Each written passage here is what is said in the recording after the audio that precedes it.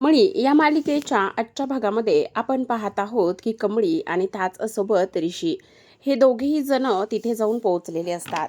आता हे दोघेही तिथे जाऊन पोहोचल्यानंतर कामिनी मात्र ह्या दोघांवर आरडाओरडा करत असते. ती म्हणत असते की आत्तापर्यंत ह्या कमळीला माझ्यावर फारच संशय आहे. तो संशय का आहे का नाही ह्या गोष्टी मला समजत नाहीयेत. तेव्हा कमळी म्हणत असते, अजिबात तसं काही नाहीये. हो, अगदीच तसं आहे.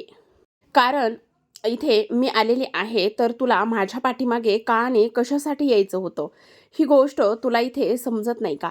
त्याहूनही सगळ्यात महत्त्वाची गोष्ट म्हणजे की हे बघ, आता मी 1-2 चुका केलेल्या आहेत आणि मी 1-2 चुका केल्यानंतर तू अशा पद्धतीने कसं काय हे सगळं रिॲक्ट करू शकतेस, तेच मला काही कळत नाही. त्याहूनही सगळ्यात महत्त्वाची गोष्ट तुला एक समजते का? हे बघ, इथे तू अन्नपूर्णाच्या मनामध्ये मला पार इथे उतरवून टाकलेलं आहेस. तेव्हा ती म्हणत असते, "हे बघा, असं काही नाहीये." "अगं, असं काही नाही कसं म्हणतेस तू? मी जे काही बोलते आणि जे काही तुला सांगते ते अगदी बरोबर आहे." त्यावर लगेच आता कमळी म्हणत असते, "मग मला सांगा, तुम्ही फोनवर काय करत होतात? म्हणजे तुम्ही फोनवर बोलत होतात ना?" तेव्हा लगेच आता कामिनी म्हणत असते, "अगं, फोनवर बोलत होते. फोन कशाला असतो? बोलण्यासाठीच तर असतो ना. आता जर मी फोनवर बोलत असेल तर ठीक आहे, बोलू देत ना. मग त्यानं काय फरक पडत आहे? आणि फोनवर बोलत होते तर तुला काय प्रॉब्लेम आहे?" तेव्हा कमळी म्हणत असे, "हो, तोच तर प्रॉब्लेम आहे. तुमचं फोनवरचं ओझरतं बोलणं मी ऐकलं होतं आणि आत्तासुद्धा हा जो काही कोयता आहे ना, तो कोयता तुमच्या हातामध्ये काय करतोय?" असं कमळी म्हणत असते. तेव्हा कामिनी म्हणत असते, "अगं, हा कोयता, ह्या कोयत्याचा तू एवढा विचार करायला लागलेली आहेस? हा कोयता आता मी धार लावायला घेऊन बाहेर गेले होते. हवं तर तू ह्या बायकांना सुद्धा विचार." तेव्हा लगेच आता इकडे तिथे बाजूला असलेल्या बायका म्हणत असतात, "हो, बरोबरच बोलतायत त्या. त्या तर धार लावायलाच गेल्या होत्या. मग त्यांनी कोयत्याला धारसुद्धा लावू नये का?" असं इकडे आता ती लोकं बोलत असतात. तेव्हा कमळी म्हणत असते, "हो का? तुम्ही धार लावायला गेल्या होत्या, तर मग तुम्ही हे सगळं काय आहे?" म्हणजे ह्या बायका, त्याचबरोबर हे सगळं. त्यावर लगेचच आता ती म्हणत असते, "एक मिनिट हां कमळी, तू आता अति करस आहेस आणि तुला असा प्रत्येक वेळी तू माझ्यावर संशय घेशील आणि मी शांत बसेल आणि तुला काहीच म्हणजे बोलू देणार नाही, तुझं ऐकून घेईल, असं मुळीच होणार नाही. समजलं तुला? तू ह्या सर्व गोष्टीचा अजिबात विचार करू नकोस." तेव्हा लगेच आता ऋषी म्हणत असतो, "ती काय चुकीचं बोलत आहे? ती काही एक चुकीचं बोलत नाही. अरे, तू तर तिच्या बाजूने बोलतच आहेस, हे तर मला दिसतंच आहे. पण ऋषी, तू ह्या पोरीच्या नादाला लागून इथे माझ्या विरोधात अजिबात जाऊ नकोस बरं का. म्हणजे ते सर्व काही तुला महागातच पडेल." तेव्हा ऋषी म्हणत असतो, "सरळ-सरळ तुम्ही मला धमकी देताय?" तेव्हा कामिनी म्हणत असते, "धमकी असं अजिबातच नाही. पण तुला ही गोष्ट समजायला हवी, की आपण काय बोलतोय, कशाबद्दल बोलतोय." तेव्हा मात्र कमळी म्हणत असते, "बाद झाला कामिनी आजी." "काय बाद झालं गं? अगं तुला एक गोष्ट कळते का? तू काही झालं की इकडे माझ्या वहिनीच्या कानामध्ये काहीतरी गोष्टी सांगतेस. आता गं बाई, इथं काय अन्नपूर्णा आजी एवढ्या हलक्या कानाच्या आहेत की काय? मी सांगेल त्यांना आणि त्या लगेचच माझं ऐकतील असं अजिबातच नाही. तुमचा तो गोड गैरसमज आहे." "कमळे जाऊ दे गं. चल इथे कशाला थांबायचंय आणि असू देत ना." तेव्हा ती तिथून निघायला लागते. तेवढ्यातच ती म्हणत असते, "पण मला इकडे शोधायचं आहे." तेव्हा कामिनी म्हणत असते, "कोणाला शोधायचं आहे तुला? स्केच आर्टिस्टला शोधायचं आहे का?" तेवढ्यातच आजूबाजूला सगळीकडे ती पाहते, पण तिथे कोणीच नसतं. समोर जाऊन पाहते, तर एक बाई असते आणि ती कपडे सुकवत असते. तेवढ्यातच ती बाई कमळीला विचारते, "काय हवंय तुम्हाला?" तेव्हा कमळी म्हणत असते, "नाही, नाही, काही नकोय." "ठीक आहे." आता कमळी तिथून येत असताना तिला पाठीमागून असं म्हणजे वेगळंच फील होत असतं. म्हणजे जसं काही आपलं माणूस तिथे आहे आणि त्याचबरोबर ते आपलं माणूस तिथे असताना आपल्याला काहीतरी आवाज देतंय. आपल्याला असं म्हणतंय, की "इथून माझी सुटका कर, मला इथून घेऊन जा." ह्या सगळ्या गोष्टी तिला थोड्या-थोड्या वाटत असतात आणि त्याचमुळे तिचा पाय मात्र तिथून ओढत नसतो. आता आपण पाहतो, की कमळी आणि ऋषी तिथून निघालेले असतात. ऋषी म्हणत असतो, "हे बघ कमळी, चल आता. इथे जास्त वेळ आपल्याला नाही थांबता येणार." तेव्हा लगेच आता इकडे कामिनी नाटकीपणानेच म्हणत असते, "किती किती माझ्याच घरामध्ये राहून माझ्यावरच संशय घेण्याची आणि इथे अशा पद्धतीने जगायची माझ्यावर वेळ आली आहे." असं सुद्धा ती इथे बोलते. आता ऋषी आणि कमळी बाहेर पडतात. दोघेही जण बाहेर पडल्यानंतर आपण पाहतो तर काय, ऋषी म्हणत असतो, कमळी हे बघ, अभ्यास सोडून तू ह्या सगळ्या गोष्टीमध्ये पडायला नकोयस. तुझ्या एक गोष्ट लक्षात येते का की तू काय करतेस म्हणून? आता कामिनी ह्या दोघांचं बोलणं ऐकत असते. तेव्हा कमळी म्हणत असते, नाही ऋषी सर, पण तुम्हाला एक गोष्ट सांगू का, मी इथे आलेली आहे ना तेव्हापासून मला थोडंसं वेगळंच काहीतरी वाटतंय. म्हणजे एक असं वाटतंय की इथेच काहीतरी आहे, माझं जवळचं काहीतरी आहे आणि माझा पायच इथून निघत नाही. तेव्हा ऋषी म्हणतो, म्हणजे मला नाही समजलं तुला काय म्हणायचं आहे तर. हे बघ कमळी, जास्त विचार करू नकोस, तुला आता अभ्यासाकडे फोकस करावे लागेल. तेव्हा कामिनी हे सगळं ऐकत असते आणि म्हणत असते, हे आता स्केच आर्टिस्टच्या सुद्धा मागावर आहेत. मग आता तो स्केच आर्टिस्ट कुठे आहे, काय आहे, हे सुद्धा मला ताबडतोब शोधावंच लागणार आहे. मला असा हातावर हात धरून नाही बसता येणार, असं सुद्धा ती इथे बोलू लागते. तेव्हा ऋषी म्हणत असतो, कमळी चल बरं आता, खूप झाल्या झाल्या त्या गोष्टी, खूप झाल्या. आणि तुला एक गोष्ट समजायला हवी की नाही, ह्या सगळ्या गोष्टी आता इकडे तू एवढ्या मनावर घेऊ नकोस. इकडे तुझा अभ्यास महत्त्वाचा आहे ना, मग मी ह्या सगळ्या गोष्टीकडे लक्ष देईल. तू आता घरी चल. तेव्हा कमळी म्हणत असते, हो, घरी तर जायचंच आहे. पण तुम्हाला एक गोष्ट सांगू का ऋषी सर, इथे, अगं कमळी तू वेडी आहेस का? अजूनसुद्धा तुला इथेच थांबायचंय आणि अजूनसुद्धा तुला तेच म्हणायचं आहे? हे बघ, ह्या सगळ्या गोष्टीचा नको विचार करूस तू. काही जरी झालं ना तरीसुद्धा सर्वात आणि शेवटची एक गोष्ट मी तुला सांगतोय. हे बघ, त्या स्केच आर्टिस्टला कसं शोधायचं, काय करायचं ते मी सांगेल तुला, आणि आधीच काही कमी टेन्शन्स नाही आहेत माझ्या मागे. तेव्हा असं बोलून गेल्यानंतर आता कमळी म्हणत असते, तुम्हाला आणि आणखी कुठले टेन्शन आहेत? तेव्हा ऋषी मनातच विचार करत असतो, नको, आता उगाचच हिला आणखी काही सांगायला नको. म्हणजे जर साधना मावशी घरातून गायब झाल्यात ही गोष्ट जर हिला सांगायला लागलो ना, तर आणखीनच ही स्वतःला त्रास करून घेईल आणि उगाचच नाही नाही ते प्रश्न मला विचारत राहील. त्यापेक्षा शांतच बसतो. तेव्हा कमळी म्हणत असते, सांगा ना सर, काय झालं? तुम्हाला आणखी दुसरे कुठले कुठले टेन्शन आहेत? तेव्हा लगेच आता इकडे ती म्हणत असते, नाही, नाही. दुसरे अजून कोणतेही आणि कसलेही टेन्शन नाही येतं. चल बरं तू आता, ते काय आहे ना कॉलेजचं आणि त्याचबरोबर उद्याचे लेक्चर, ह्या सगळ्या गोष्टीचं टेन्शन तर येणारच ना, असं म्हणून आता दोघेही जण गाडीवर बसून निघतात.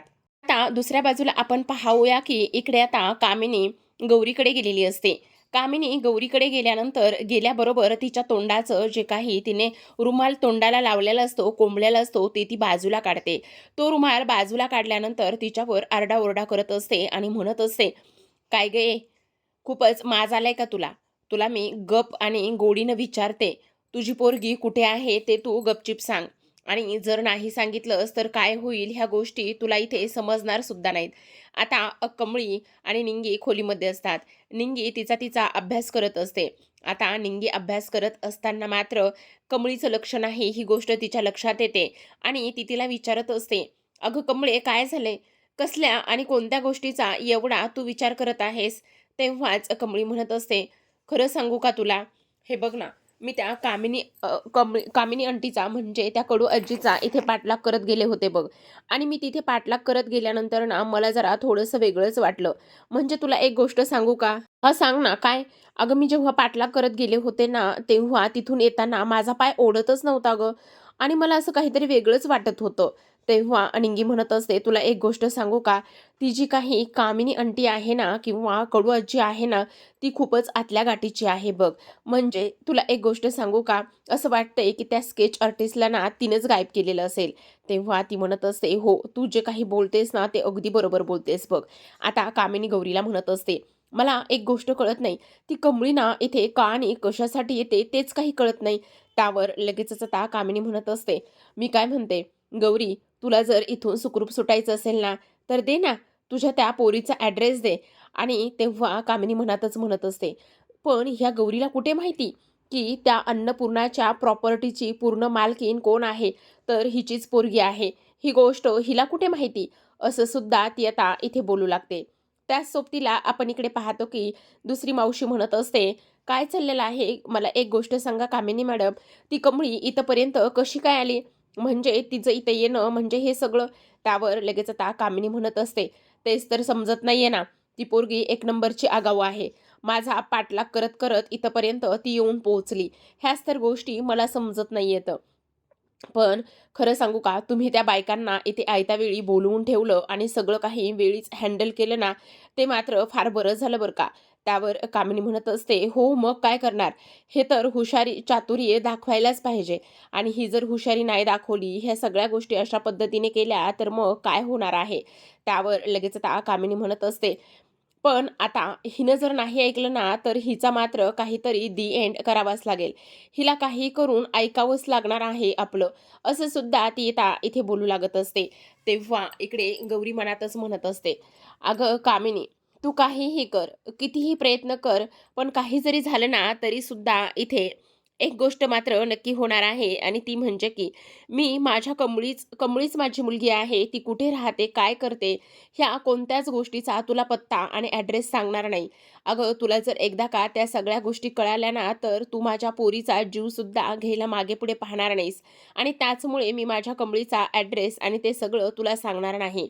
असं इथे आता ती स्पष्टपणे बोलत असते. दुसऱ्या बाजूला कमळी खूपच जास्त अस्वस्थ असते. ती म्हणत असते, "काय करायचं मला कळतच नाही. अन्नपूर्णा आजीला सुद्धा किती त्रास होत असेल गं. म्हणजे बघ ना, त्यांनी 14 दिवसाचं चॅलेंज दिलेलं आहे आणि त्या 14 दिवसामध्ये त्यांची नात सापडेल असं सांगितलेलं आहे.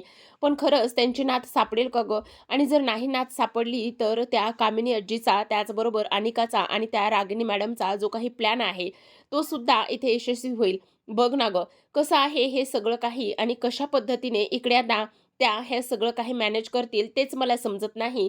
असं सुद्धा आता इथे ती बोलू लागलेली असते. तेव्हा निंगी म्हणत असते, "हे बघ कमळे, जरा तू शांत हो. एवढ्या सगळ्या गोष्टीचा तुला विचार करण्याची काही गरज नाही. ऋषी सर आहेत ना, ऋषी सर सगळं काही बघून घेतील." "अगं, ऋषी सर सगळं बघून घेतील गं, पण मला ना फारच चिंता वाटली. तो स्केच आर्टिस्ट पण सापडत नाहीये गं. का कोण जाणे, मला ना खूपच जास्त काळजीसुद्धा वाटते." असं सुद्धा इकडे आता ती बोलत असते. त्याचबरोबर आपण दुसऱ्या बाजूला पाहतो, की इकडे कामिनी मात्र आता गौरीला त्रास द्यायला सुरुवात करत असते. ती म्हणत असते, "हे बघ, काही जरी झालं ना, तरी सुद्धा तुला ह्या सगळ्या गोष्टी सांगाव्याच लागणार आहेत. तू जर नाही सांगितलंस, तर इकडे मात्र तुझं काहीच खरं नसणार आहे." असं इकडे ती बोलत असते. हे सगळं काही बोलत असताना आता गौरीचे ती केस ओढू लागते. गौरीचे केस ओढते, त्याचसोबत तिला त्रास देऊ लागते आणि म्हणत असते, "हे बघ, स्वतःचा जीव इथे तू अजिबात गमावू नकोस. मी तुला तेच सांगण्याचा पूर्ण प्रयत्न करते. काही जरी झालं, तरी सुद्धा तुला एक गोष्ट मान्य करावी लागेल, की इकडे तू हरली आहेस आणि त्याचबरोबर तुला तुला मला तुझ्या मुलीचा जो काही पत्ता आहे तो सांगावा लागेल." पण आता इकडे गौरी सगळा काही त्रास सहन करत असते. सगळा त्रास सहन करून सुद्धा ती एक शब्द सुद्धा आता इकडे सांगत नसते. मनातच म्हणत असते, "कामिनी, तुला जे काही करायचं आहे ते तू कर मला. माझ्यासोबत जशी वागायची आहेस तशी तू वाग. पण इकडे मात्र मी तुला माझ्या पोरीचा, गौरीचा कमळीचा पत्ता अजिबात लागू देणार नाही किंवा कमळीच माझी मुलगी आहे, ही गोष्ट मी तुला कधीच सांगणार नाही. जर ती गोष्ट तुला समजली असती, तर आतापर्यंत तू माझ्या पोरीचा कधीच द एंड केला असता. पण नाही, मी अजिबात ती गोष्ट तुला इथे कळू देणार नाही." असं आता इथे ती मनातच बोलत असते आणि कामिनीचा डाव मात्र ती इथे उधळून लावण्यामध्ये जवळपास यशस्वीच होत असते.